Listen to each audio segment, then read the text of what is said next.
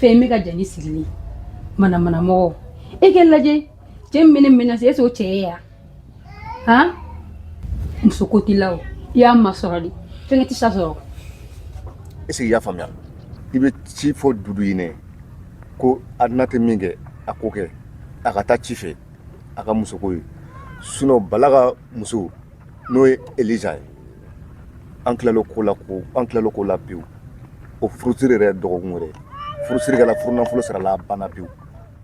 Ahmed, merci beaucoup pour le travail que tu fournis ici. Depuis que tu es là, j'ai constaté les merveilles que tu fais. Et franchement, les clients sont satisfaits de ton travail. Donc pour ça, je ferai tout mon mieux pour payer ton salaire et te faire une augmentation.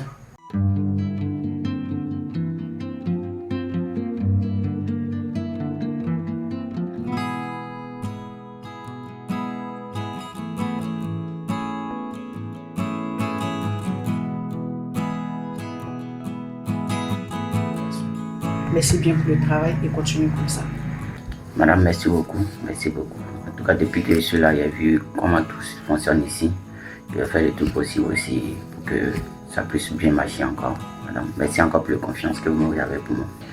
Ok, c'est compris. De toutes les façons, n'oublie pas aussi d'attirer plus de clientèle. Parce qu'afin d'avoir plus de clients pour bien augmenter la boîte. Voilà. Et il y a toutes sortes de soirées organisées ici, des mariages, des dîners, des anniversaires, on peut tout faire ici. La rentrée est gratuite, mais la consommation est obligatoire. Alors fais de ton mieux pour avoir plus de clientèle et que tout va à merveille pour nous maintenant. Ok madame, il n'y a pas de souci. Il y a le contact aussi pour ça. Et c'est ça, ne t'inquiète pas, je vais faire de toutes les façons. Ici va commencer à marcher. D'ici la fin du mois prochain, tu verras que tout va changer ici. Tu verras. Ok, c'est compris, il n'y a pas de problème. Ok, madame. Faut t'apprêter pour demain. J'ai fait une commande à Bamako. Et demain, tu vas te rendre à Bamako pour récupérer cette marchandise. Il n'y a plus de stock ici, alors j'ai commandé des boissons non alcoolisées. Voilà, des sucreries, des jus, en tout. Toutes boissons de sucreries, au fait. Donc, tu vas aller récupérer ça demain. Ok, madame, il n'y a pas de problème, madame. Ok. Mais le week-end, il y a un événement ici. Le week-end, donc, demain, je vais aller shop et puis revenir arranger l'endroit pour que l'endroit soit un peu propre, quoi, pour que les jardins soient un peu propres. Voilà, pour recevoir les clients le week-end. Voilà, et puis, madame, on a besoin des filles ici pour que le camp a quand même un peu plus marché, quoi. Je fais un effort pour que tu envoies des jolies filles pour attirer un peu la clientèle. Parce que ici, j'ai remarqué, j'ai constaté que s'il n'y a pas de filles dans un couloir comme ça, j'ai vu comme ça, ça ne va pas fonctionner, quoi. Effectivement, il n'y a pas de problème à ça. J'ai des contacts que j'ai dû contacter. Et d'ici le week-end, il y aura 3 jeunes demoiselles qui vont arriver. Ah, ok. Elles seront là pour ça. Ok, il n'y a pas de problème. C'était juste pour ça. Et merci bien pour le travail fourni aussi. Donc, tu vas aller voir le juge et le DJ. Vous allez parler, discuter pour le week-end, comme tu le dis, pour l'événement. Et tout organiser aussi. Merci bien.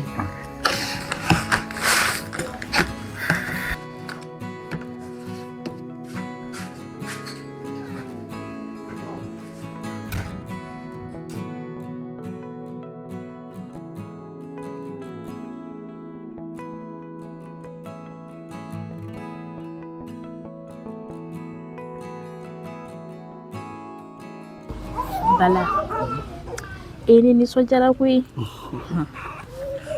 Inche ni baraji. No te fui. Ini terige dura. Iba halama. Ni mutadogo ko bina se foni yorola. Me iga ble kuna. Ni beke furumuso nyuma yima. Wallahi.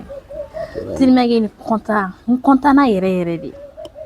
Me mui tanti ni dogonta yoro e. Kana jorola yere. Obejiri. D'accord, il n'y a pas de problème.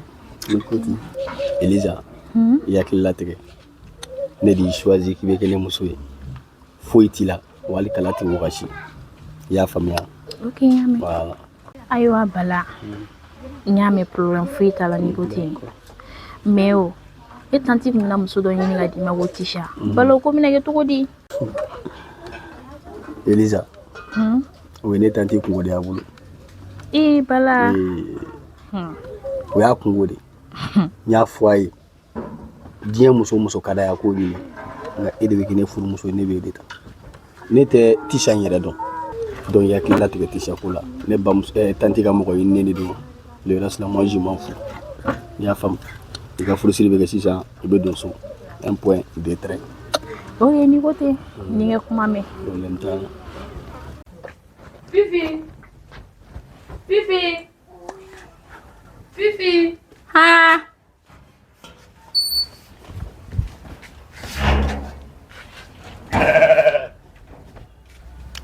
Non maman. Fifi, i bɛ pan ka cogo da dugu kɔnɔ Elisa ka furuko la. I t'i bolo ɲɛsin mɔgɔ dɔ ma o kana n'o wura an k'o ka wuri minɛ. Awɔ mama n y'a mɛn. Awɔ n y'a mɛn tɛ dɛ. I k'i jija ka na ni mɔgɔ dɔ ye. Tile fila na bɛɛ walima k'i tɛgɛ ɲɛsin dɔ la. Wuli ka taa daga sigi. Elisa bamuso ye n wele. K'an taa valise ko ninnu ɲɛdɔn ani kɔkɔtila ninnu. An bɛ taa kɔɲɔko nin na. Awɔ n y'a mɛn. N bɛ na. Nin ye denba bɛɛ de ka laɲini ye den ka furu. Mais Fifi kɔni a bɛ fɔ ka den hali la dugu kɔnɔ. A ɲɔgɔnna min ka furuko kuma mana fɔ ko n taara kɔɲɔyɔrɔ la n taara kɔɲɔyɔrɔ la. Mais a yɛrɛ ta da tɛ bila la. I b'a fɔ ko cɛ de ma d'a ye.